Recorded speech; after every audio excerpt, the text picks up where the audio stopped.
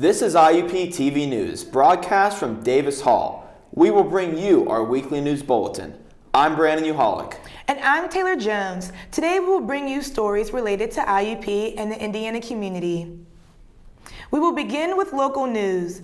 From today through Saturday, the Indiana Free Library welcomes teens to come and create with available technology, such as computers with digital photo editing and audio editing software, research databases, and various digital education resources.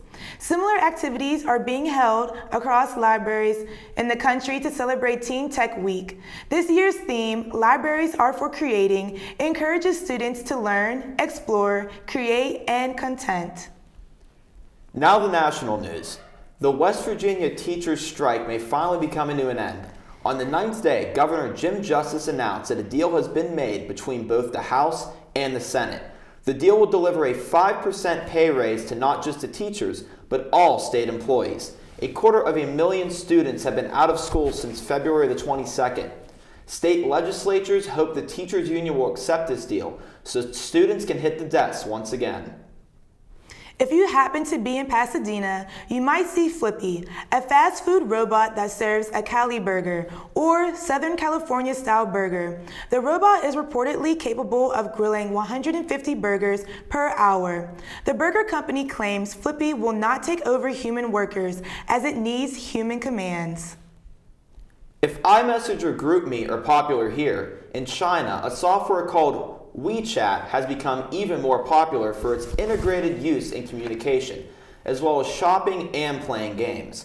The software has hit 1 billion users this week, just a little after Facebook-owned app WhatsApp hit 1 billion users as well. WeChat attracts a large audience, especially among those who live in China. It's hard to explain. It just became home. There are hundreds of majors and programs, bachelor's degrees to PhDs, small classes and faculty that really get to know you. Amazing internships and everywhere programs that help to find a job that is right for you. It's what IUP is about, a commitment to your success. See it for yourself. Visit us, Indiana University of Pennsylvania. Find your success. To celebrate International Women's Day on March 8th, we will run 2 stories related to women's friendship and achievement. The first story will be on the experiences of 2 wonderful women who are both IUP students on how they adapt to local culture and accomplish their goals. Rachel has her story. Since 1914, every year on March 8th, many people around the world celebrate International Women's Day. All over the globe, women are recognized for their achievements and unique culture that have portrayed in the media, and some of them come from different parts of the world.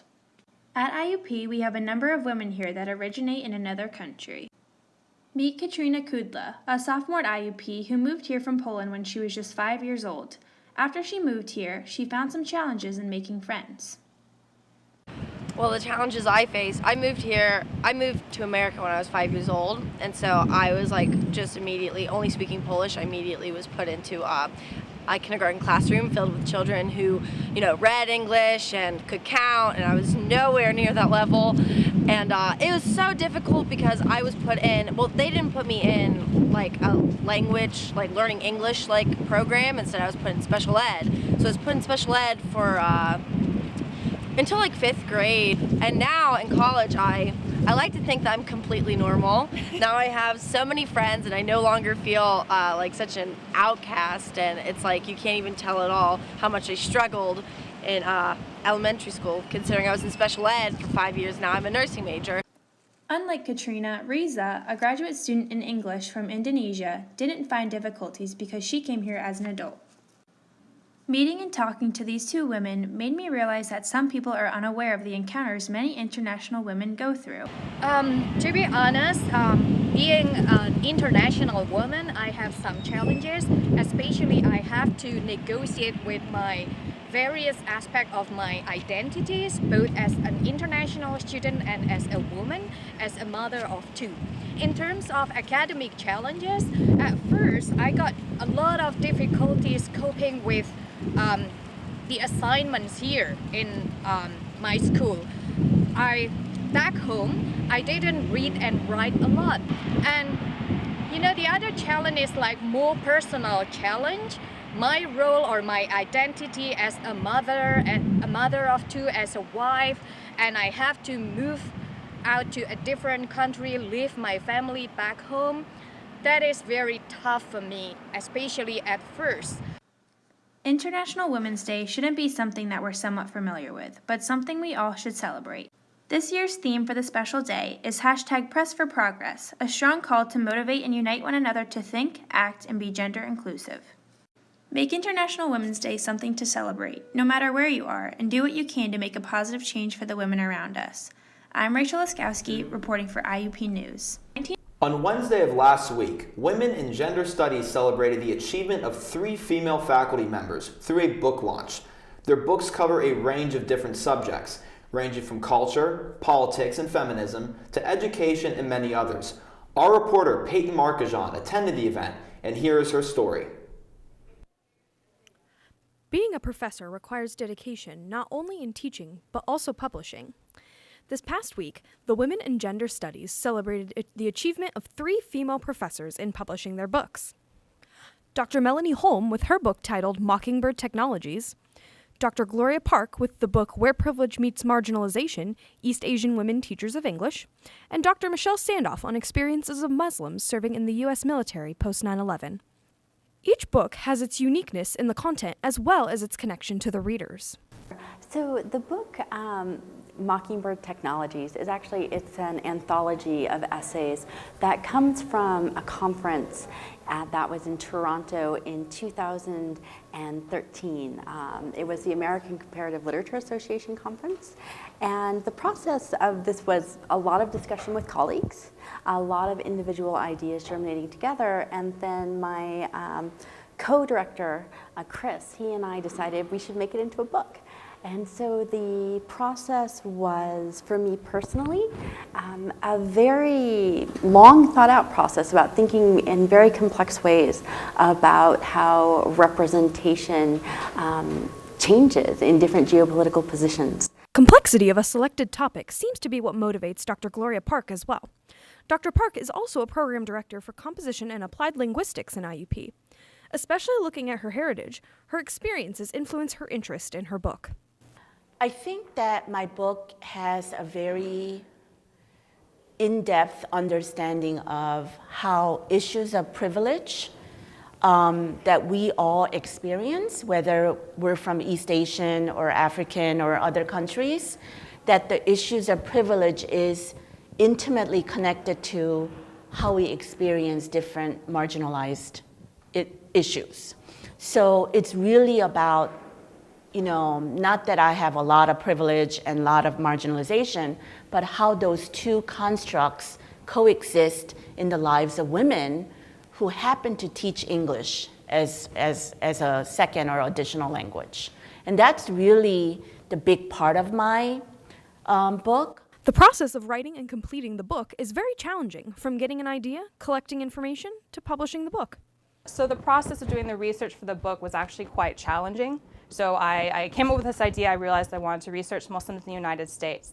And I had this idea. I was going to a meeting with my advisor to tell him that this was my new idea. And I got off the bus and saw the newspaper headline because that was the day of the Fort Hood shooting. And that obviously had a big impact on both why I thought this research was really important, but it also made it or added to the difficulty of finding respondents because there was a lot of negative coverage going on about Muslims, particularly in the military, at the same time that I was trying to start this project.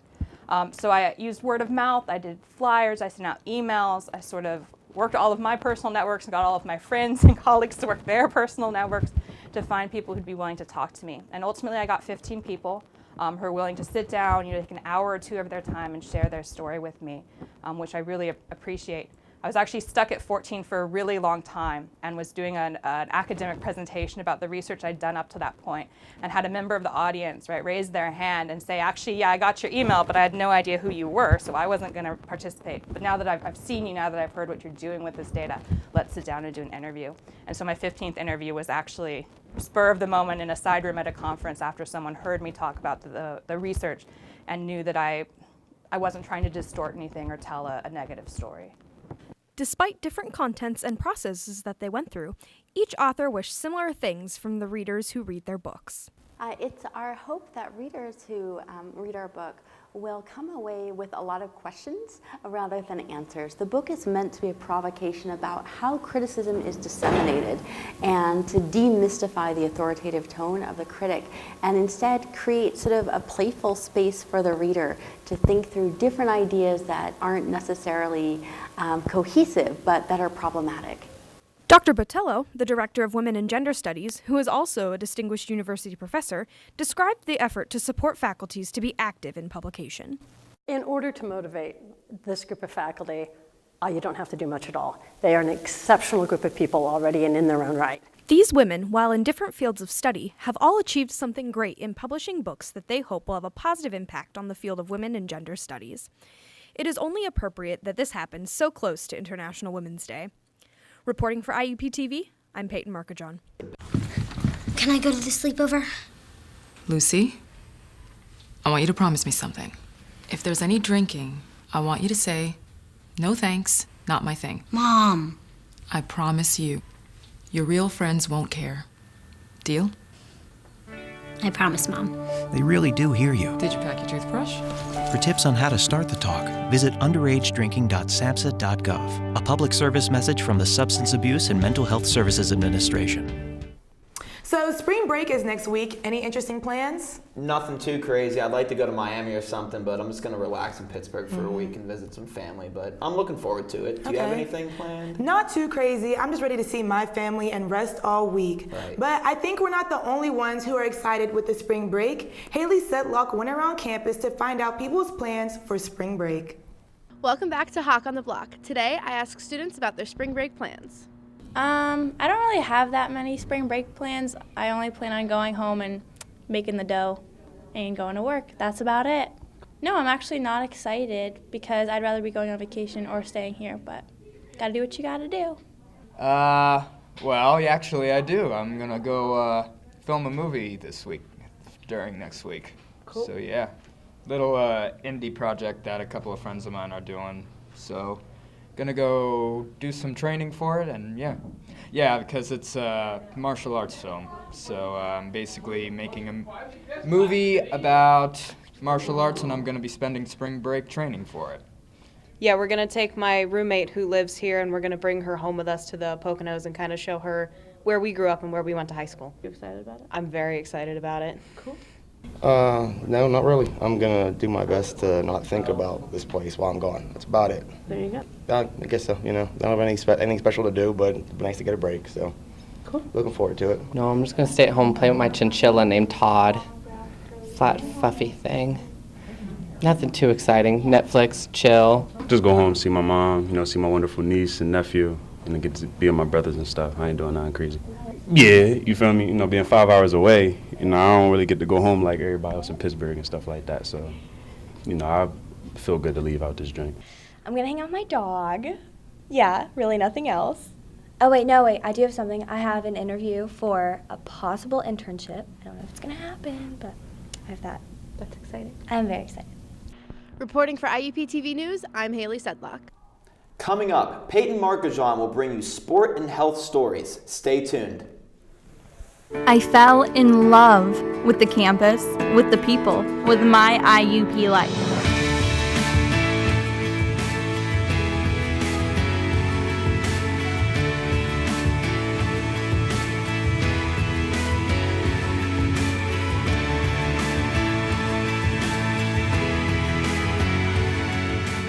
See it for yourself. Visit us. Indiana University of Pennsylvania. Find your success. The IUP women's lacrosse team remains ranked in the top 20 of both National Division II polls. The Crimson Hawks are number 18 in the Intercollegiate Women's Lacrosse Coaches Association poll and number 15 in the Nike US Lacrosse ranking. Remaining in this position is likely due in part to the 2 wins they earned last week, one at Alderson Broaddus and the other against Wilmington. The next women's lacrosse game is scheduled on Thursday, March 15th at Catawba in Salisbury, North Carolina. Receiving a Jefferson Award for public service was an honor I will always cherish. I've known since I was very young that I wanted to help make a difference, but I didn't create an organization to win an award. I did it because as a teacher, I believe all kids deserve a good start and a shot at high achievement. I'm April King, a graduate of Indiana University of Pennsylvania. Get my story at iup.edu. The events in Parkland last month affected people around the world, including professional athletes. NBA Hall of Famer Dikembe Mutombo said in an interview with CNN that watching the shooting was very painful for him. After hearing the reports saying the gunman suffered from mental illness, Mutombo, along with other NBA All-Stars, agreed that something had to be done. These athletes went to the Total Health Forum in Atlanta to discuss ways to communicate to the public and lift the stigma of mental illness. Deputy Commissioner Mark Tatum said that since athletes tend to be role models, particularly for young people, that they have a real opportunity to make a difference in fighting this stigma. You! Oh! Your fault. You! My fault? Your fault. Your fault. You're right. What? It's my fault. What do you mean your fault? Just the two of us. You're right, it's my fault. We can make it. Maybe both of us? Maybe just you.